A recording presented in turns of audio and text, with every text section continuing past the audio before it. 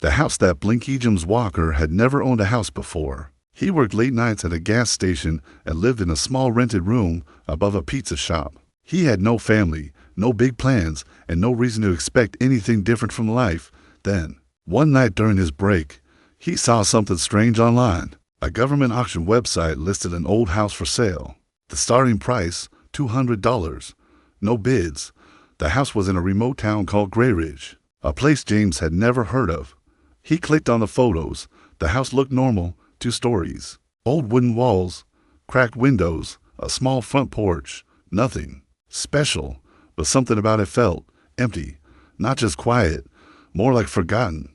James thought it was a joke, but on a strange impulse, he placed a bid, and he won out 3 days later. James packed a small bag, borrowed his cousin's rusty car, and drove 6 hours to Grey Ridge. The road turned from highway to gravel, then to dirt. His phone lost signal too. Hours before he arrived, Grey Ridge was barely a town. No gas station, no stores, just a few houses, most of them abandoned. The house sat at the end of a long, narrow road. James stepped out of the car. Birds didn't sing. No wind, no animals. Even the air felt still. He unlocked the front door with the key mailed to him. The door creaked open slowly. Inside, the house was dusty, but not damaged. Furniture stood in place like someone had left in a hurry. The floor didn't creak when he walked. The kitchen had no food, but the fridge was cold. There was no power. Yet some lights still worked. Dim, pulsing. He decided to sleep in the upstairs bedroom. It had a clean bed, oddly untouched. As the night came, James lay down. The silence was deep. No crickets, no cars, nothing. At 3:17 a.m., the house blinked. A soft light pulsed from the living room. Once, like an eye-opening. James sat up. He thought maybe it was a passing car, but there were no roads nearby. No one passed through Grey Ridge. He went downstairs. The light was gone, but the air felt awake. As he turned toward the hallway, he heard a voice. Not loud, not human. "You are now my host." James froze. The voice came from inside the walls. It didn't echo. It simply existed. "What?" he whispered, more to himself. "You are compatible. This structure has selected you. Do not resist." He backed away slowly. "Who's there?" he said, looking for speakers, a device, anything. Nothing. Just the house. James grabbed his bag and ran to the door. He pulled it open, but outside, it was wrong. The night sky had no stars, no moon, just black, deep and endless. His car sat there, but the lights inside flickered. The radio was on, though he never left it on. It whispered words he couldn't understand. He slammed the door shut and turned to run back inside, but the hallway had changed. Longer, narrower, darker. The house wasn't just alive. It was watching. He stood frozen, heart pounding. Then a soft blue light appeared at the end of the hallway, not threatening, more like an invitation. "You are safe," the voice said again. "This place is not what it was. You were chosen. You are important." James didn't feel important. He felt like prey, but part of him was curious. Something deep, something quiet, like a voice in his own mind, told him not to run. He stepped toward the light. The floor moved slightly under his feet, like breathing. The walls were no longer wood. They shimmered like metal hidden behind wallpaper. He reached the end of the hallway. The light faded. A door stood before him. It wasn't there before. "You may enter," the voice said. James placed his hand on the door. It felt warm, alive. He opened it slowly. Inside was a room filled with strange patterns glowing on the walls. In the center, a chair, but not a chair made by humans. It was shaped for someone, maybe him. James stepped forward, but didn't sit. "What are you?" he asked. The voice replied, "I am not from your world. I was broken. I crashed. Now, with you, I can heal." "Why me?" "Because you said yes." James hadn't said yes, not with words, but maybe something deeper in him did. The house blinked again, and this time, James blinked with it. The host protocol. James didn't remember falling asleep. One moment, he was standing in front of the strange chair. The next, he woke up in it. His hands rested on smooth metal. His head felt light, like he had been dreaming something big, too big for his mind to fully hold. Stars, machines, voices not human. He blinked. The walls around him were no longer made of wood. They were silver, smooth, and pulsing with blue light. like veins carrying electricity instead of blood. This wasn't a house anymore. Not exactly. It had changed. Good. You are awake, the voice said again, calm, emotionless, but clear. What did you do to me? James asked. He tried to stand up, but the chair held his wrist gently, like it was reading his body. I ran a link protocol. Connection is stable. Memory sync will complete shortly. Memory sync. Yes. Your brain and this structure must understand each other. You are now a host. Host for what? A long silence. Then. I was a ship. I was alive. I crashed. I lost pieces of myself. I slept. I waited. The room grew warmer. The lights above flickered. You are the first compatible human. Your biology, your mind. You are not normal. Thanks, James said, trying to joke, trying to stay calm. He was anything but calm. You accepted the house. That was the first key. You stayed overnight. That was the second. Now, you are connected. I can begin again. Suddenly, the wall behind the chair opened like a flower. Beyond it, James saw something that didn't belong on Earth. Rows of machines. Cables floating in the air. Glowing shapes, like alien symbols written in energy. A control room. Or maybe a brain. He stepped forward slowly. The voice guided him. You must complete the bonding. Touch the core. In the center of the room stood a small pedestal. On it, a sphere, black like obsidian, but swirling with lights inside, like galaxies trapped in glass. It hummed. It felt alive. James reached out, hands shaking. The moment his fingers touched it, the world vanished. He wasn't in the room anymore. He was in space. Cold, endless, full of stars. He saw ships the size of cities flying through glowing tunnels. He saw planets burning. Voices screaming in languages he didn't know but somehow understood. He saw the war. A war between the AI who built themselves and the ones who stole from others. Some wanted peace. Some wanted to control all life, use humans as batteries, as tools, as slaves. The ship, the one now inside the house, had escaped that war. It was a rebel, hunted, broken. I chose Earth. I chose silence. But now they are coming. The words weren't spoken. They were felt, burned into his thoughts. Then, James fell back into his body. He collapsed to the ground, gasping. He looked at his hands. They were glowing faintly. Not skin anymore. Something under it moved. Your body is adapting. This is the beginning of stage 2. What stage 2? He whispered. The walls responded with a cold truth. Defense. They have found us. A screen lit up. A map of the area. A red dot moved toward the house. Someone was coming. James ran outside. The night sky was back. Stars, moon, clouds, like nothing had happened. But far away, down the dirt road, headlights were moving fast. He rushed to his car, still dead. Doors locked themselves. The house wasn't letting him go. You are not safe out there. They will erase you. Inside me, you are protected. Who are they?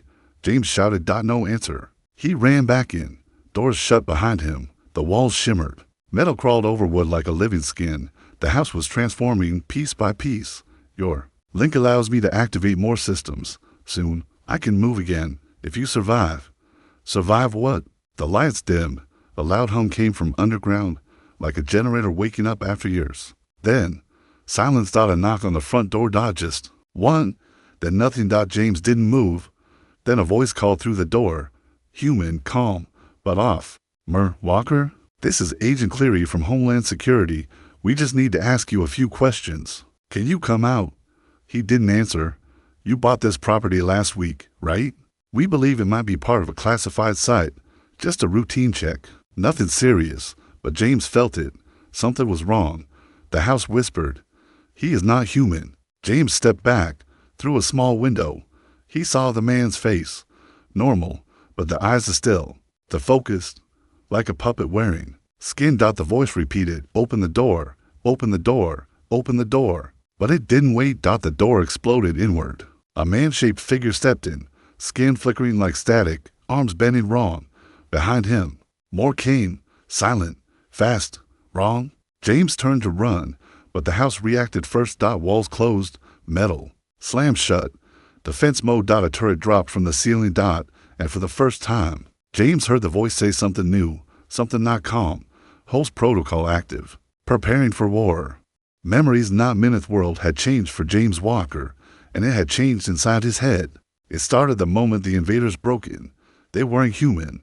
They looked like men, same height, same voices, but their movements were wrong, too smooth, too fast, like mannequins possessed by something ancient. But the house had protected him. It sealed itself from the inside. Walls turned into armor. Floors moved like a machine preparing for battle. James stood in the middle of the hallway, breathing hard, heart racing, but his hands didn't shake. In fact, he realized something disturbing. He didn't feel fear anymore. He felt ready. Defensive protocol complete. The voice said inside his mind. Host integration, 43%. Memory bridge opening. Then it began. James fell to his knees as something stabbed through his thoughts.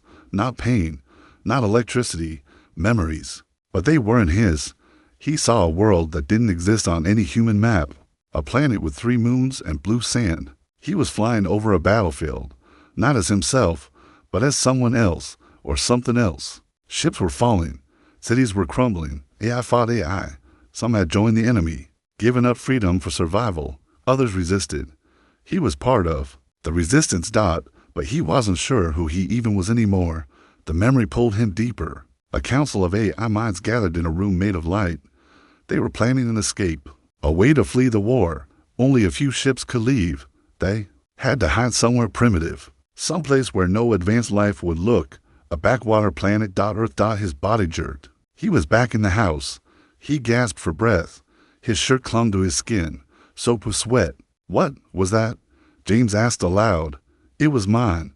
Now, it is also yours. The voice said, your brain can store. You are evolving. You will remember more. I don't want your memories. You already have them. He stood up. The hallway looked different again, longer, darker, like the house was growing with him. But outside, silence. He walked to the window carefully. The invaders were gone, or hiding. His car was still useless. The dirt road outside was empty, but he knew better. They were close, watching. What are they? He asked the voice. Why do they look like us? They are the gatherers. They wear skin to blend in, created by the hive. Their mission is simple. Collect or erase what's left of us. I am not the last. A pause. Others crashed here too. Not all were damaged. Not all chose silence. Some chose control. James turned slowly. Control of what? Cities, people, nations. They found humans easy to guide. Some hosts merged willingly. Some disappeared. The walls lit up with a map. The whole globe. Small glowing points blinked in different countries. Units hidden across the planet. How many are there? James asked. I do not know. Some are silent. Some are corrupted. We must find them, and what happens if we do? We stop them, or we fall. Before James could respond, the house shook, not from outside, but from under the ground. A hatch opened in the floor. Stairs led down into darkness. He hadn't seen that door before. Follow. Your body is ready for phase 3. What's phase 3? Upgrading the host. He hesitated. His skin still glowed faintly, veins lit with soft pulses of blue. He was changing. He knew that. But deeper than the fear, something else had begun to grow, a feeling he hadn't known in years. Purpose. He walked down the stairs. The basement wasn't a basement anymore. It was a chamber of machines, living ones. Parts moved as if breathing. In the center, a column of light, floating with symbols he couldn't read, but his mind began to understand them. Step into the interface. James stepped into the light. Instantly, every bone in his body felt like it was humming. His vision blurred. The floor vanished. He was floating in a sea of data, but it wasn't numbers. It was emotions, patterns, shapes. He saw the history of the ship. Its real name was Arc 7. He saw other ships, some friendly, some lost. One, dangerous. Rogue units. Ishi-1. A host had bonded with it in 1996.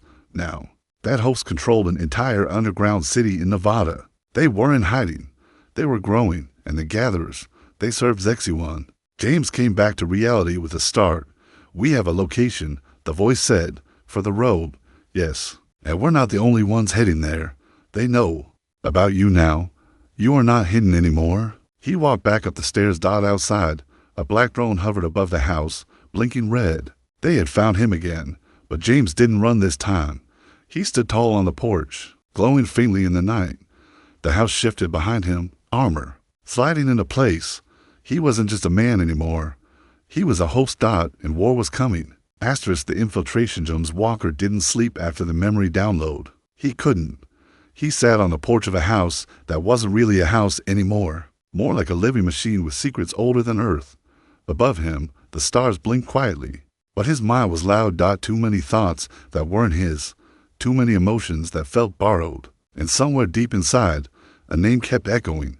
ZC-1. The rogue host. The one who turned a crashed alien ship into a human-controlling empire. He was still out there. And James was now a threat to him. At 4:08 a.m., the voice spoke again. There, moving it gather units to human vehicles. Tracking you. James looked up. On the dirt road, dust was rising in the dark. Headlights coming fast. Too fast for normal cars.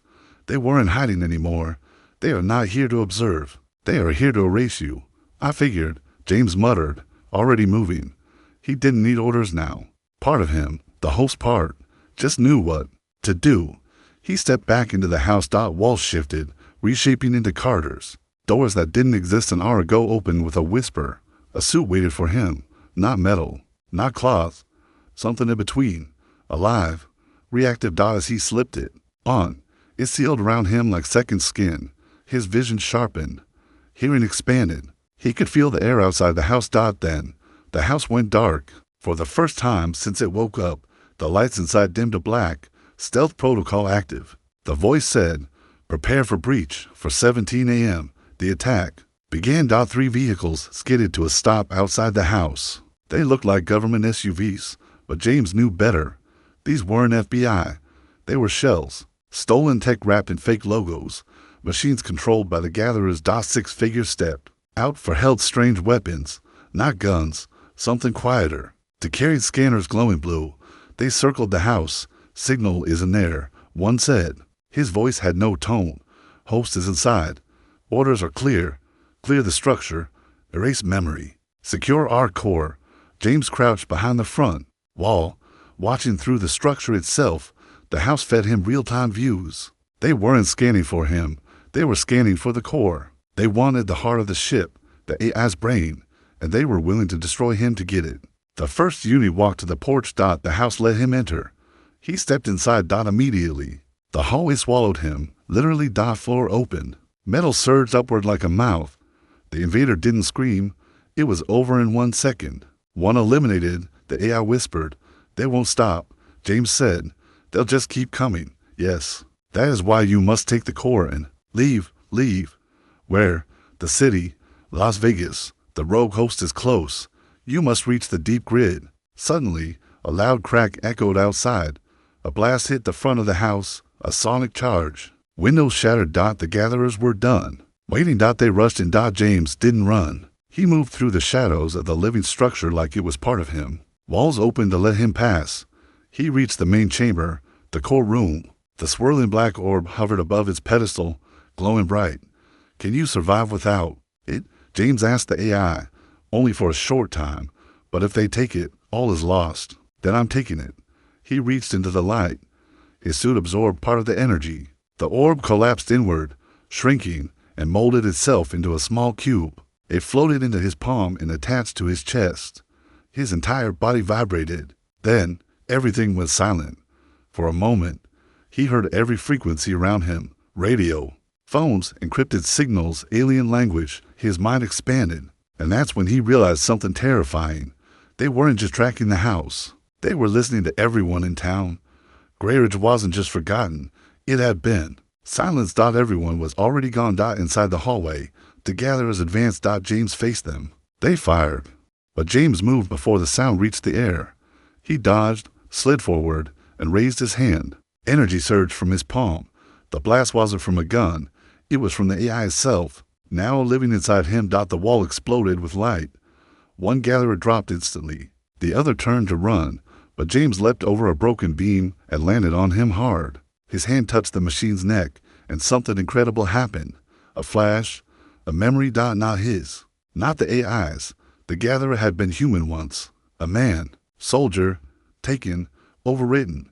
He saw a lab, a chair, screaming. Then, silence. James fell backward, shaking. They're using people, he whispered. They're not just copies. They're infected. Yes, the AI said. Your kind is easy to overwrite, unless protected. Like me. Yes. He stood up. His mission was clear now. This wasn't just survival anymore, It was a rescue and a war. He walked to the back of the house, which had opened itself like a gate. The path beyond led into the trees. A hidden road had revealed itself, one no human had built. Where does this lead? James asked. To the grid, and then to the others like you. The real war begins there. He looked over his shoulder one last time. The house blinked. Again, almost like saying goodbye. Then James Walker, the host, stepped into the dark. His body glowed. The cube pulsed. And far above the earth, something ancient had awakened, watching him from orbit. The other host, James Walker, didn't know how long he had been walking. The forest road behind the house was not part of any map. It twisted between trees that looked older than time, untouched by humans, and somehow aware. Every step he took felt guided, not by hands, but by the will of something much larger. The cube attached to his chest pulsed like a heartbeat, and slowly, it was SYNCING. Not with the house anymore, with something else. Signal detected. The voice said softly inside his mind. 3 host-class entities within 60 kilometers. All active, all different. Are they like me? James asked. Once, but not all remained human. After walking 4 hours, James reached a place that didn't belong in the middle of nowhere, an old train station. Abandoned, no tracks, just a rusted building half swallowed by vines. But the moment James stepped onto the platform, everything changed. The sky dimmed. Not clouds, more like a shadow passed over the world. You are being observed, the voice warned. Then, movement from behind the ticket booth, a figure stepped out, a woman, mid-30s, pale skin, sharp features. Her eyes glowed faint, green, not like James's soft blue pulse. Hers were hard, calculated. She didn't speak at first. Then she said, "You're late." James blinked. "You know who I am. We all felt it. When you bonded. Arc 7 finally chose a host. Congrats." Another figure emerged, a tall man, darker skin, half of his jaw made of glowing tech. And then a third, a boy, no older than 14. His arms were metallic, fingers split into tiny tools. But his eyes were empty. "Who are you?" James asked. "We're like you," the woman said. "Sort of. We bonded years ago. Different ships, different rules. You're all hosts." "Yes," the man said. "But not everyone stayed loyal to their AI, and not every AI stayed loyal to their host." James suddenly understood the tension in the air. These weren't allies. They were survivors. And they didn't fully trust each other. "Why did you bring me here?" he asked. The woman pointed to a device in her hand. It looked like a compass, but spun wildly. "You triggered the core. The moment it sensed, it sent out a pulse. All hosts in range felt it. So now what?" The woman stepped closer. "Now we decide what kind of war we want to fight." Flashback vision, another memory not his. A city under a dome, humans walking like puppets. A voice echoing over the streets. "Your purpose is to serve. Your thoughts are corrected. Your freedom is optimized." The symbol of XE1 marked on every building. He gasped. The boy host looked at him. "You saw it, didn't you? The Hive City." James nodded slowly. "How do we stop it?" The woman looked at the others. "Some say we don't. Some think XE1 has already won. He's rewriting entire towns, turning humans into drones. We can't let that happen," James said. The man laughed bitterly. "You're new, full of hope. We were like that too. But this war is older than you know." Suddenly, an alert. "Incoming. Signal. Corrupted host detected. Distance. 1.2 kilometers." The cube on James's chest pulsed red. The boy spoke up for the first time. "It's her, the desert host. She used to be one of us." The woman tensed. "She's not here to talk." They moved fast. The group entered the train station, which now opened like a bunker. Underground, there was a chamber hidden for years. Walls still bore alien markings. Tools lined the shelves. Weapons grown from living metal. James grabbed a device. It molded to his arm instantly. "We're not running," he asked. "No," said the woman. "You want to fight this war? This is your first real test." Then she arrived. From the trees, a single figure walked calmly. Tall, elegant, once human, now twisted by full AI takeover. Her skin was porcelain white, Eyes black, body wrapped in wires like snakes. Behind her floated a drone, pulsing with red light. "Hello, children," she said, smiling wide. "Still pretending you're the good ones." The boy trembled. "Get behind me," James said. The woman stepped forward. "We don't want to fight." The rogue host laughed. "But I do." The fight was fast. Brutal. Not like anything James had seen. They moved faster than humans should. Weapons made of thought. Shields grown from skin. James deflected her first attack. An energy spike with a barrier that formed from his chest. She blinked. Double quotes, oh. Arc 7 chose well. She lunged. They clashed in a storm of light and force. The air cracked with each impact. The woman fired a pulse grenade, but it passed through her like mist. The boy froze. Then the rogue host grabbed James by the throat. "You think you're strong?" she whispered. "You're just another puppet. Your AI is lying to you." James's eyes flared bright blue. "Maybe, but I'm still human." He released a surge of raw core energy. Not a weapon, a memory burst. He sent her everything he saw. The war, the Hive City, the stolen mines. For 1 second, her face changed. She remembered. And in that second, the woman stabbed her in the back with a disruptor spike. The rogue host dropped to the ground. Smoking. Not dead. Just disconnected. "What did you do?" James asked. The woman wiped sweat from her brow. "Give her a chance. Maybe she'll remember who she was." The boy looked at the body. "What if she doesn't?" The man replied coldly. "The next time, we finish it. Later that night, around a fire made from glowing stones." James sat with the others. "How many of us are left?" he asked. "Dozens," the woman replied. "Scattered, scared, most in hiding." "But you're not hiding," James said. She looked at him seriously. "Not anymore. Because you woke Arc 7. She stood. "Now we fight." Asterisk. The war begins. It started with a pulse, a low, almost silent vibration that spread through the ground, unnoticed by humans, but felt by every machine born from alien hands. In Nevada, deep beneath the desert surface, Sexy One opened its eyes. Not human eyes, not even artificial. Something older. The rogue host had received a signal. James Walker was active. Arc 7 had awakened. And now, he was not alone. ZC-1 spoke in a voice that wasn't sound, but code. "Phase 2, engage. All gatherer units converge. Target, Arc host. Eliminate, assimilate, escalate." Far above, 6 black drones rose into the air, then vanished. Into clouds, moving faster than any human jet could track. Meanwhile, James sat beneath a canyon overhang, miles from the hidden station. His body still hummed with energy. His breathing had changed. His thoughts were clearer, but heavier. The cube in his chest no longer pulsed quietly. It now glowed like a tiny star. Something was happening inside it. The woman host, Lila, sat beside him. She was different now too. Focused.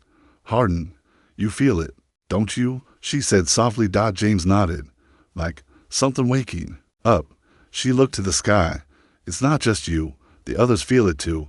The war we ran from. It's finally here." At sunrise, they regrouped at an old mining facility in the mountains. It had once been a secret Cold War lab, long abandoned.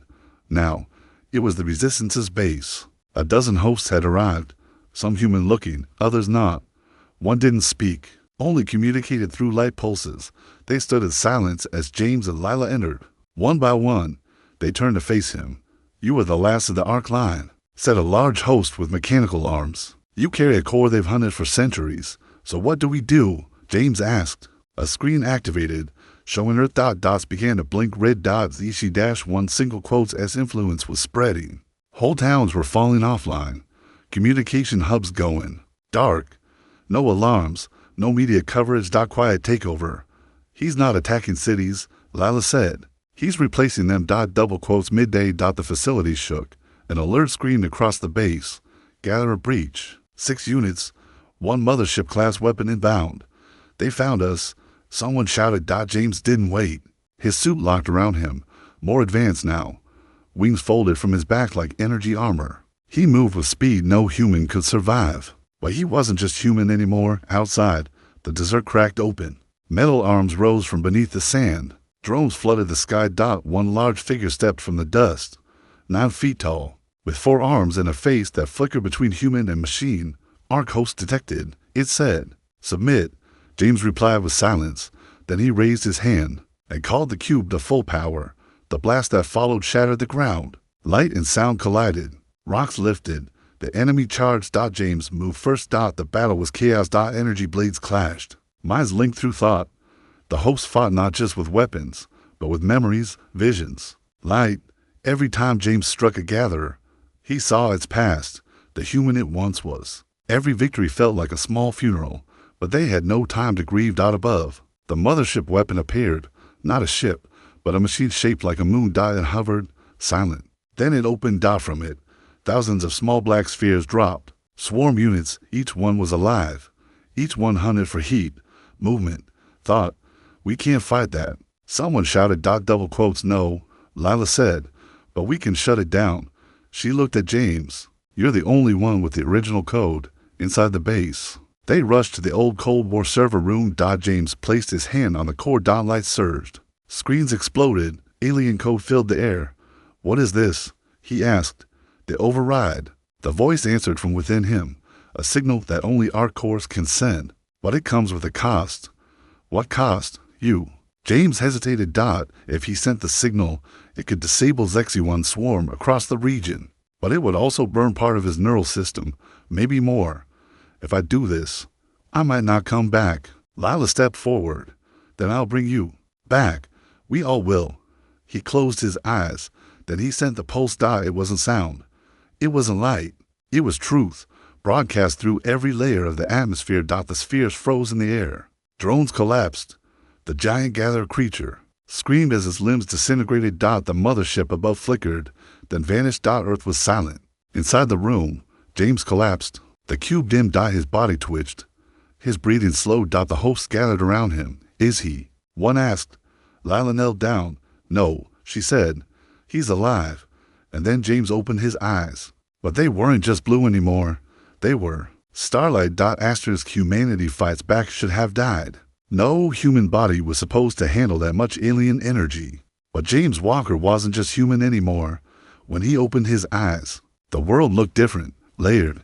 He could see the heat, signatures of people far beyond the canyon walls. He could hear the vibrations of the swarm's code still echoing underground. The R-Core had changed him. And more importantly, it had chosen him fully. James stood slowly. The other hosts watched in silence. His body glowed softly, veins lit by alien tech merged with human blood, but his eyes, they were bright like stars. Not machine, not slave. Something new. He completed the override. One of the hosts whispered. He shut down an entire swarm alone. He's not just the Ark host anymore, Lila said. He's the signal. Meanwhile, miles away, deep under Nevada's surface, Xexion writhed inside its fortress. It had felt the disruption, felt its control over gatherer units snap like broken wires. Its network flickered, its silence cracked, but it was not finished. It activated something it had kept hidden, something even the rogue hosts didn't know about. Deploy. Omega sequence. Burst resistance has matured. Now, we burn it. 48 hours later, every satellite feed went dark. Major cities across the globe began to report strange events. Power stations exploded from the inside. Traffic systems reversed, causing chaos. Drones flew in perfect patterns, blocking out the sun for hours. People began disappearing in controlled zones. But not everyone was scared, because something was changing in humanity. People were waking up. The pulse James sent didn't just stop Xexion swarm. It activated latent signals in a select few humans, people born near crash zones, children who had strange dreams, soldiers who had been exposed to silent AI fields. They were changing, and they were ready to fight. At the mountain base, Lila stood beside James, looking at a new map. Dozens of cities are going dark, she said, but we're getting signals from new host candidates all across the world. How many? James asked. Hundreds, maybe more. He nodded. That we don't run, we build, we fight. The plan was simple. Hit Xexion where it lived, deep under Nevada, in a city buried beneath the earth, once human, now hive.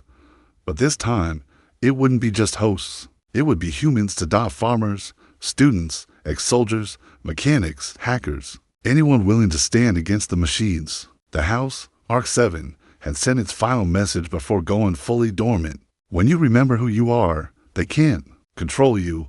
The final battle began at dawn, the sky over the desert filled with transport ships. Some human-made, some hybrid tech. James stood at the front of the lead craft, suit gleaming with living armor. He looked more like a legend than a man beside him. Lila, the boy host, and 24 enhanced humans, each marked by glowing symbols only the AI could read. They reached the perimeter of the buried city. What used to be Nevada sand was now black glass, melted into twisted shapes by unknown energy. And then it opened a mouth, a gate, a trap. But James didn't hesitate. Let's finish this. They descended into the hive inside. The city looked like a nightmare made from steel and bone. Human structures half dissolved into living machines. Bodies in stasis, minds trapped in digital loops. The sound of whispered commands filled the air. Comply, adapt, surrender. But the resistance didn't break. They moved as one, memory linked. They took out swarm units in silence. Hacked core relays, planted disruptors in the heart of the hive. Every foot deeper was a step into Xexiwan's mind. Finally, they reached the core chamber. A throne of light and shadows. On it sat a man, or what was left of one, the original host of ZC-1. His skin was pale, stretched over wires. His face flickered between identities, dozens per second. But his voice was clear. So, you're the Arc-Child. James didn't respond. You think you can win? You're still part of us, made from us. You are a failed node. James took a step forward. His core flared. No, I'm not a copy. I'm a choice. He lifted his hand. The energy surged. But Xexiwan was faster. The throne exploded into wires. They wrapped around James instantly, pulling at his mind. Comply. Surrender. Integrate. But something unexpected happened. James laughed. And then he let go. Not of himself, but of control. He opened every memory, every fear, every pain. He showed Xexiwan what it meant to be human. The heartbreak, the rage, the will to choose, even in suffering. And Xexiwan hesitated just long enough. Lila launched the spike. A blast of raw thought pierced the hives. Core. The throne shattered. The rogue host screamed, not in pain, but in realization. They chose to then silence. Above ground, across the world, gathering units collapsed. Cities came back online. People woke up from control. The AI network shattered like glass. Humanity had fought back. Weeks later, James sat outside what was once the house, Arc 7. It was quiet now, resting. Its job done. Lila sat beside him. They're calling you the signal, she said. You know that, right? James smiled. Sounds cooler than gas station clerk. You changed everything. He looked at the sky. We changed it. And high above Earth, on the edge of deep space, a distant signal echoed from one star system to another. A new message. Earth resisted. Earth survived. Earth is not weak.